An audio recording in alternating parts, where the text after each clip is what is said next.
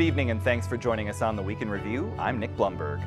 It's politics, prize poultry, and pork chops on a stick as elected officials descend on the Illinois State Fair. Illinois Democrats are showing what it means to truly fight for the people. Illinois is not thriving. Democrats and Republicans rally the troops ahead of November's general election, even as Dems are disappointed that 2028's convention won't be coming to Chicago. We're there as a private citizen asking them questions. We don't distribute any kind of campaign literature. We don't ask them for signatures. Ethics flare-ups in the Chicago mayor's race as John Kelly is hit for campaign videos at firehouses and Maria Pappas is accused of intimidation. Meantime, the Chicago Teachers Union files suit against a conservative think tank claiming defamation, and the 2-1. High fly ball. That's to right. That's back. That is gone. The Chicago Cubs take 2 out of 3 from the White Sox at their Wrigley Field faceoff. And now to our Week in Review panel. Joining us are Justin Kaufman of Axios Chicago, Sean Mulcahy of the Chicago Reader, A.D. Quigg of the Chicago Tribune, and freelance journalist Brandon Pope. Thank you all for being here. Let's get right to it. So Justin, you are freshly back from the State Fair. Let's start off with Governor's Day. The Democrats ruled the day on Wednesday. What'd you hear? Well, you know that the official campaign season starts at the fair, the Illinois State Fair. It's Democrats' Day, which is Governor's Day, and Republicans' Day, both back-to-back, Wednesday, Thursday. The Democrats were all focused on Donald Trump. As a matter of fact, which I thought was pretty interesting, they rarely talked about their Republican opponents. They did not talk much about Darren Bailey. They didn't talk much at all about down-ticket races. They are overlooking their opponents and talking specifically about Donald Trump. On the Republican side, totally different story. J.B. Pritzker is in their sights. It's all about he's made it unaffordable for people. It's also very strange. They did these placards. They handed these placards out, the Republicans did, that said common sense over communism. And they're going with this hard left, the Democrats, socialists, the progressive movements, the wins that you saw from Donnie and other places, and trying to tie it to Illinois Democrats, which is a hard sell when the governor is J.B. Pritzker, who is one of the biggest capitalists we know. So I think there's a hard sell, but they're diving in on national topics like that instead of bearing down. I will give Darren Bailey a lot of credit. He stuck to his script. He talked specifically about Illinois is not easy to live. It's too expensive. And he blamed it all on J.B. Pritzker, didn't mention Trump once. Interesting, staying very much on message. You know, Brandon, one of the big stories was who wasn't there, which was House Speaker Chris Welch, who is in his home district for his kid's first day of school. But, you know, despite that reason, it still raised some eyebrows given the kind of ethical questions that have been hanging over his speakership lately. Yeah, lots of questions going on there and investigations ongoing, the House roiling over what's going on with him, and him trying to kind of dodge it, all the study, right? So his absence, very notable for sure. It coming at a time where Democrats want to unify in their message around affordability issues around the country and here in Illinois as well. Yeah, not something they're looking forward to having to talk about on the campaign trail right now. Right. Because this is something that roiled the party before. Yep. We thought we had gotten past it. This is something that essentially helped dethrone Mike Madigan. They do not want to relitigate this. Yeah.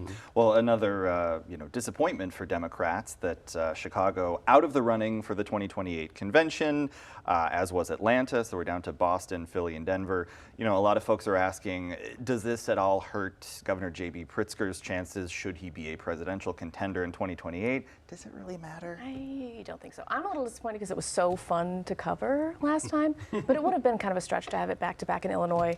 And I think part of the calculus is figuring out what is a good swing state, potentially, or a good swing jurisdiction to have this in. I think Atlanta officials are far more upset than Chicago officials about quite vocally. Yes. Wow. And I'm not surprised given how hot the Georgia contest is. But I will say this, you know, I don't think that it makes much of a difference of where the DNC is going to be at. Chicago is a major economic driver. They had great numbers. We're in the black for the convention. They made money. The issue is that for Governor Pritzker, if you are a serious presidential candidate, the Democratic National Committee has now done 2 moves. The first, denying Illinois an early primary slot, which would have helped him, instead giving it to South Carolina, which is going to help a different candidate. Right. And here, not giving him home field advantage for what could be a big homecoming for the Democratic National Convention. Now, but it seems a little bit like the DNC's not playing favorites with J.B. Pritzker. Yeah, I mean, do voters really, you know, in terms of turnout, how much do folks necessarily care, Sean, of like where the convention is? Yeah, I mean, I think it doesn't really. I think it has a lot of you know, impact in the moment for the city, but I think like in terms of like long-term effect on like voters, I can't imagine that not having the DNC in Chicago is really going to have that big of an impact. You know, I think it's like kind of a setup into the longer campaign season for sure. Yeah, I don't think any Chicago or Illinois Democrats are going to change their voting patterns based on not getting the convention. Well, and you mentioned, you know, the Republicans, you know, Republicans Day at the State Fair, and Darren Bailey really staying on message. It was very much, you know, kind of how he set the table for this campaign, kind of a contrast to the last time he ran. Right. I mean, it's going to hang over Darren Bailey's head the entire time that he referenced Chicago the way he referenced Chicago last time through. Which he has owned up to, he's owned up to it, and he's also given a lot of his campaign sort of responsibilities to his lieutenant governor candidate, Aaron Del Mar from Cook County, from Chicago. He's taken the lift on that. But yeah, and also, both of these parties are saying they're the party of affordability. That's kind of the head scratcher here. Republicans will say, we're for affordability, it was Joe Biden. We're cleaning up Joe Biden's mess. And Democrats are like, straight on, it's Trump's mess. And they just both want to do this. And then you pepper in, they both kind of want to paint both Illinois parties as extreme. I think Don Tracy, who's a senatorial candidate against Juliana Stratton, said, vote against crazy, vote for Tracy. He tried to rhyme it, didn't work. It's close. Yeah. He was maybe workshopping at the rally. But it was that kind of thing. They're really trying to paint that the Democrats in Illinois are just like those Democrats that are you know, scaring everybody around the country. I just don't know if that message is going to play. Yeah, trying to, you know, the specter of Zoran Mamdani or something hanging over. Right. Ask the Chicago Teachers Union if they think any of the candidates on the statewide office are Democrat socialists. And it's a state GOP that has to figure out its identity as we're getting into this kind of, they got to start thinking about the post-Trump of it all, right? What are they going to be? They leaned hard into that. And if you talk to, you know, the former GOP chair like Pat Brady, many Republicans in the state lamented that, right? Is there an opportunity for more of the Pat Brady wing to come back and revert back to sort of the center of that right for the Illinois GOP? Right, and even if they find that message, can they fund it? Right. And that part too. Where's the money coming from, right? Yeah. They do not have Bruce Rauner and his, you know, hefty pocketbook these days. Or Ken Griffin. Exactly. Yes, who took his ball and went to Florida. Well, you know, it's interesting. One of Darren Bailey's big campaign talking points is the state tollway system should be free. So what does he want to do about the massive hit in revenue that would be for, you know, the state budget? Doesn't seem like he's given much of an answer for that. So that's kind of the big question. The math isn't really mathing, right? The way you had a great write-up about this, actually, the way the system actually works, that'd be a huge cut. He does not want the money to go towards Chicago mass transit. Yes. That's not a way to woo over Chicago voters, is it? And that's really what the hidden message here is, that we shouldn't be spending our money on Chicago anything. Right. Yeah. And I think that if you know that there's a massive toll hike that's coming, they just voted it 45 cents. 45 cents.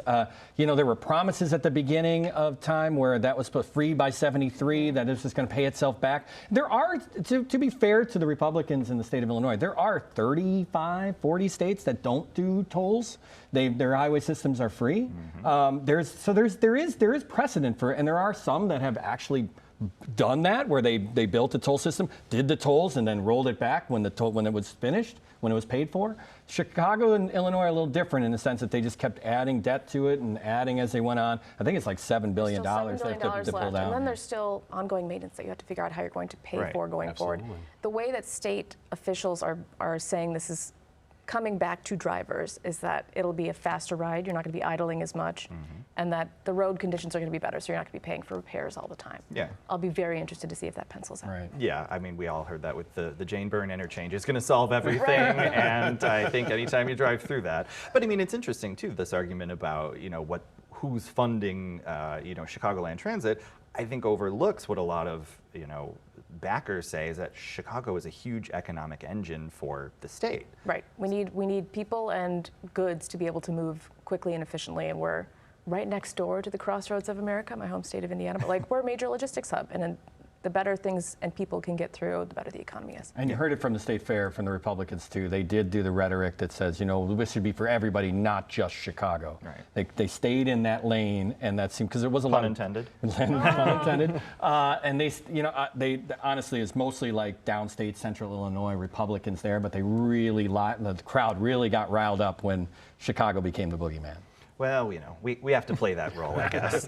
All right, another political boogeyman for some Republicans. Sean, the Chicago Teachers Union filed a defamation lawsuit against the conservative, right-leaning, however you want to phrase it, Illinois Policy Institute, saying the IPI defamed the union, accusing them of cooking the books, maybe saying they're doing fraudulent accounting. Were you surprised to see them actually file suit?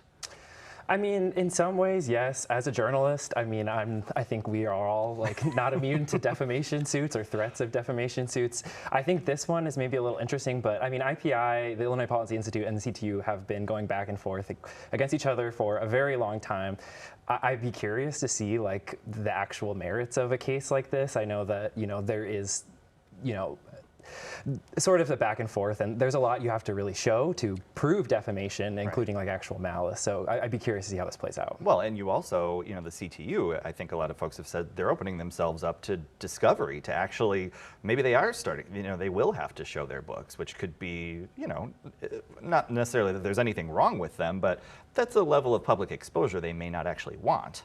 Yeah, absolutely. I mean, I think that, yeah, that could make for a really interesting, you know, what's to come. Yeah, I am very curious to see where this case goes. I mean, the Illinois Policy Institute has done a lot of work in not unlike Trump in this way of like reinventing how you tell stories, especially in social media. They're very good at memes and reels. They come across as opinion, and they're trying to be funny and push the edge. And if they get something wrong, you know, that's where you open yourself up, where the union says, hey, we have been audited. You're wrong on your auditing, or we've been audited. You're putting out false information. We're going to sue you. But I think that you're absolutely right. I mean, you open up discovery, then the Chicago Teachers Union is going to have to at least open their books. Right. Well, one part of the argument that the CTU is making is that IPI should be well aware of what is in the books, because they sued to get that information. So I'll be very interested in the discovery on both sides of this, if it gets that far. Pretty much same thing. I was pointing out to that. Yeah. So we will be watching this case closely.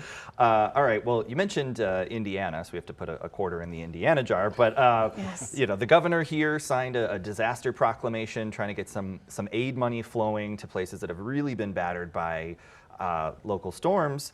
But you know, President Trump very quickly signed an emergency declaration for Indiana, not Illinois. I mean, what are we hearing from local officials about that? Local officials are in a wait-and-see pattern right now. We know this administration has this way of using this as a political football and being very partisan in where they put their dollars. And on different sides of the state line, there's damage there, right? So we're really going to see front and center here in the coming months. You know, activating that disaster proclamation helps kind of ease up some of the things you need to have the national federal funds come in. But it's a wait-and-see period to see if Trump is going to actually apply the support equally to Indiana and Illinois. It almost becomes apples and oranges in the way that, you know, Indianapolis got hit. And that's really what Mike Braun and company were looking for with the flooding there. And they said, so they were quick because there were infrastructure issues with bridges. It almost became, as you're seeing right now with NIPSCO and Northwest Indiana, that storm, which is one of the most historic storms ever hit that spot, has become an afterthought to the governor of Indiana, meaning they are more concerned about what's happening in Indianapolis, what they are in Gary, Indiana. And unfortunately, because of politics, Gary, a predominantly black town, is the last town that is on the list of NIPSCO to get their power back. We're talking 7 days. Now it said last week, they said, oh, it's going to be by Tuesday, it's going to be by Thursday, Friday. Now they're saying next Tuesday. Now I understand, I'm not an expert when it comes to how do you get fixed light pole, you know, like I don't know how that works, but I can understand with this country's history of racial inequality, if you're black and you're out of power in your 9th day, 10th day, you start to go, is this inequality staring me in the face? Is this what the issue is? The flip side might be that You're talking about infrastructure, and Gary, unfortunately, that might be a little older, that got whipped. They say that was the center of the storm. Yeah. So there is some to say that maybe it's not that case, but you are hearing from residents right now, they're saying, A, where's Mike Braun? Yeah. And B, why are we the last ones? Well, even if it is aging infrastructure, that's also has a very heavily racialized component too. I think Absolutely. we're going to see if this plays through the weekend and we get to Tuesday, I think this will become a national story. I used to cover the area, that Northwest Indiana area. NIPSCO was infamous for this stuff. Yeah. This long wait times when it comes to getting power back on. I've had many friends and family members impacted by that. This is probably the worst we've ever seen when it comes to that. It's dire, and the racial lens becomes exposed even more when you look at that. But even too, you look at the governor. They're trying to get a Bears stadium in Hammond, Indiana, and he's trying to open up the books to that. Looks like you got some bigger fish to fry when it comes to infrastructure in the area, especially with power going out. People without it for so long, that's life and death stuff. All right, well, not life and death stuff, the Chicago mayor's race, but still some interesting stories this week. AD former Cook County Commissioner Richard Boykin says Treasurer Maria Pappas intimidated him, engaged in misconduct. He produced text where she called him a turncoat, says he has no character. He wants an apology. So far, she's not backing down, it sounds like. No, she says this is the way friends talk to each other. It just gets salty sometimes. This is not the first time we've heard of Maria Pappas using salty language and not backing up from it. This involves a press release that mayoral candidate Willie Wilson put out, basically talking about how many other mayoral candidates are running for 2 jobs at once. Maria Pappas, Cook County Treasurer, has all but declared, but is not officially in. Right. And has been a longtime friend of Richard Boykin and basically said, how dare you, in this press release for Willie Wilson, come after me for this? I can't believe I ever supported you. Richard Boykin referred that back and forth, shared the receipts, which is rare, and referred it to the county's inspector general. This has happened before. Maria Pappas got into it with Tyler Technologies at the county. They submitted a complaint to the county's inspector general. They made a recommendation that she retake training. She said, I will take it if everyone else at the county takes it. Okay. And we also have Chicago Ethics Board investigating mayoral candidate John Kelly, who filmed campaign videos in fire stations, which violates the ban on not using city property for political purposes. Kelly basically says he did nothing wrong, but Sean, I mean, looking at those videos, it seems fairly cut and dried. Yeah, I mean, the city's ethics ordinance is like very clear. I mean, I think back to, I think it was the last mayoral campaign where Chuy Garcia had to pull an ad because he was talking to uniformed Chicago police officers in it. Like, it seems very clear to me that this is cut and dry. It's the era of Trump. I mean, I don't know what to say. Like, there are many times there's these ethics ordinances and bills and laws and things in Congress, and they just kind of blow through it and hope that people just don't push it. So, you know, what's the old saying? They say ask for forgiveness instead of permission. Yeah. So I feel like that's what Mr. Kelly did in this case. Yeah, and we will see what the board finds. Also, you know, we're thinking a lot about mayor, but there are 50 council seats up for election. ADU reported on a pledge that candidates are being asked to take. Tell us about that. This is the Ice Out Pledge. I think so far 21 aldermen have signed on to this. It's basically saying we're not going to accept any campaign contributions from a list of 12 companies that an outside advocacy group has said have done business in some way with ICE. So it includes companies like Target, Home Depot, S&P Parking, Dell. What my colleague Jake Sheridan and I found is that these companies have not historically given a ton to aldermen in the past. Whether they would this time is an open question, but basically everyone that's taken the pledge is saying this is an important stand for me to take regardless of how much money is on the line, and other folks should sign up. The advocacy group pushing this says this is kind of like an introduction to campaign finance reform, which has never really happened here. Not so much. But you could dream big. Yeah, we certainly can. All right, Sean, the sitting mayor has been getting some calls from Southeast Side residents who are not happy about that big quantum computing campus. He got a pretty big earful at a recent town hall. Tell us about that. Yeah, he got a frosty reception last weekend. The South Side Together is a community group that has been organizing against the quantum computing campus known as Quantum Shore, the large development that's going on the former Southwork site. The South Side Together has been organizing against this for a while and has been asking the mayor to sit down with them for a town hall. He finally joined them last weekend, and it did not go well. He took the stage to people yelling, you know, to stop this, and at one point was asked like point blank, do you support this? Is this part of your vision?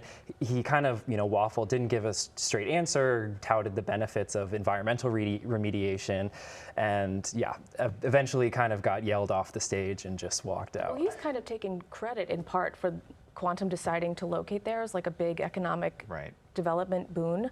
How much credit he deserved, I think, is an open question. Governor Pritzker was a big part of that. Cook County Board President Tony Preckwinkle was a big part of that. So to go from taking healthy credit to this kind of meandering yes/no support was interesting. And the real issue at play here is like the data center issue. A quantum campus alone is not a data center. Data center.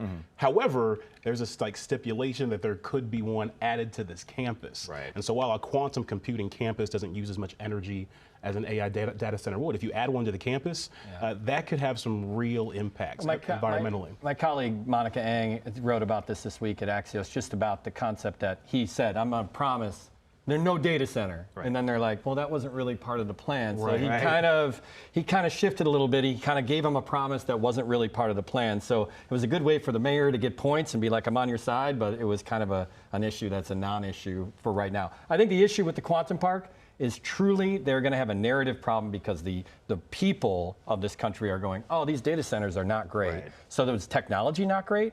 And so this is not AI, this is not data centers, it's something completely different. But now you have a much more, what'd you say, educated electorate that is interested in what's happening with the future of our resources. And that's something I think when President Preckwinkle and Governor Pritzker were lining up the cash for this thing was not an issue. And so they gave it to Johnson. It's now his issue. And for that area, it's a trust story, not a technology story, right? That's the old South Fork site. They're used to industrial projects coming in and promising big things and not delivering. Before we run out of time, Sean, another story that I wanted to get to. You recently wrote about this fairly costly new visitation center at the Cook County Jail, kind of meant to be an oasis, this trauma-informed place. Officials sort of stonewalled you, but a lot of the advocates for incarcerated folks and their families you talked to, not necessarily on board with this idea. Yeah, I mean, this project really caught folks by surprise. The only reason I really came to learn about this was by digging through the county's budget this year. It was a line item in the county budget, and so I just started asking about it. Construction's already underway on the $7 million trauma-informed enhanced visitation center at the Cook County Jail. This, I really think, is going to be like the future of what we're going to see in terms of like the Cook County Jail, but also we're having, similarly, there's this plan to build 2 new prisons within the state prison system. This, I think, is really the direction folks are going to go, is this idea of like humane, friendly, trauma-informed jails. This was something they really stressed, the county stressed in interviews with me, is this is sort of the future of incarceration. It's friendlier, it's trying to sort of put a nicer light on an issue that has been very difficult to handle lately. Before we run out of time, and I know I already said that, we've got about a minute left, but AD, yet again, Cook County property tax bills going out late. Is there any hope that they're going to start going out on time anytime soon? I think so. Okay. Since we only have a minute, yes, I think so. Say more about that. A lot of what they've needed to fix with the technology upgrade, which I've talked about many times on the show, have largely been addressed. That does not mean there will not be other problems in the property tax system, which I am eager to report on. You are our Tyler Technologies correspondent, much as I bet you wish you may not have. But yeah, I mean, it seems like hopefully things have moved along in the pipeline. Yes, it usually takes a couple cycles when there's a big delay to catch up because the entire property tax system is on like a rolling basis. And I think we're like, the roll is slowing down, and I think we'll get back-ish on track. The only reason that they were delayed this past spring was to give people a bigger break between bills. So the next one is essentially automatic. We'll see what it's like next summer, but I'm feeling okay. Okay. Well, I'm feeling better than okay because the 4 of you are great, but unfortunately we are out of time. No. So our thanks to Justin Kaufman, Sean Mulcahy, A.D. Quigg, and Brandon Pope. We're back to wrap things up right after this. Tonight's presentation of Week in Review is made possible in part by Ann and Rich Carr, BNSF Railway, and Francine and Dr. Anthony Brown.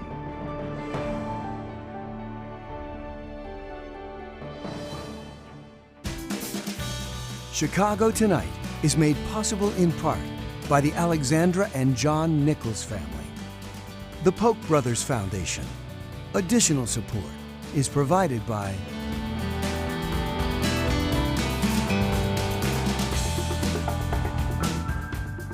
And that's our show for this Friday night. Are you trying to squeak out every last bit of summer? Yes. Then check out our online festival guide for details on street fests, art shows, outdoor concerts, and more. It's all at WTTW.com/festivals. Now for all of us here at the Week in Review, I'm Nick Blumberg. Thank you for watching. Stay healthy, stay safe, and stay informed. Have a great weekend. All right, Cubs take 2 out of 3. It's a split crosstown classic this year. Is it too early to be dreaming of an all-Chicago World Series? I don't know if he can handle that. He saw those brawls, right? I know. It's exciting. I mean, I think Pete Crow Armstrong's the MVP of the league, and that's going to be an amazing feat for the Chicago Cubs. I was there on Monday night, like first pitch, solo shot was nuts, and then Suzuki came up right after him and hit a homer too. Amazing. The Cubs are good. Sox are good too. How about it? To have both good right now is really incredible. Yeah, it's a beautiful thing. I think we just jinxed it. It's over. I don't think there's anything we can do that We're so cooked. Yeah, I mean, listen, at 10-year anniversary of the 2016 World Series, it'd be nice to have an all Chicago. It would. I don't know. I take it. I think PCA, he's got to be in serious contention. Honestly, for Shohei MVP. Ohtani, if he comes back to the mound and starts pitching again in September, it's a done deal. He's going to be the MVP. But if he doesn't, if they hold him, the Dodgers hold him, I think Pete Crow Armstrong is going to bring it. And you're talking about Ernie Banks, Andre Dawson, Sammy Sosa, Ryan Sandberg, and that's a great list. Closed captioning is made possible by Robert A. Clifford and Clifford Law Offices, a personal injury law firm working to preserve the dignity and rights of all individuals.